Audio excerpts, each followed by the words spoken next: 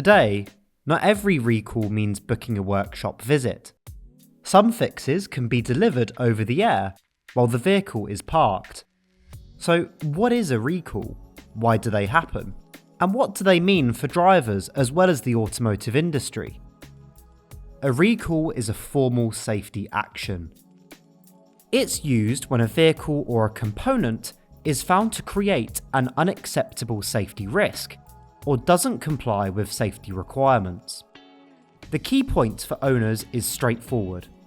The manufacturer must provide a remedy, which is normally free of charge. That fix might be a physical repair, a replacement part, or a software update. Recalls usually arise with evidence from the field. This could be customer complaints, internal testing, an investigation by a safety authority, dealer reports, or warranty claim trends. The cause of a recall can range from defective parts to a design weakness that only appears after a certain amount of mileage, or software behaviour that creates a safety risk. It's also worth noting that recall terminology varies by region. Some markets separate safety recalls from voluntary service campaigns. These are fixes or updates that improve a vehicle's quality or compliance, but aren't classed as an immediate safety risk.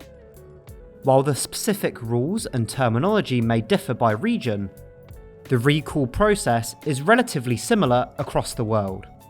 First, manufacturers identify the affected vehicles. This is often done using the VIN, the 17-character vehicle identification number. Production dates and factory records may also be used. This lets the car maker pinpoint which specific models are affected. Then they notify the relevant transport authority before contacting the vehicle owners with instructions. While this may sound simple, a recall involves many moving parts. Dealers and manufacturers must manage component supply, workshop capacity, communication, and completion rates. Traditionally, recalls have been dealer-based. An appointment is booked in, the repair is carried out, and the job is logged as completed. However, as vehicles become more software-defined, the shape of a recall is evolving, from workshop fixes to remote updates.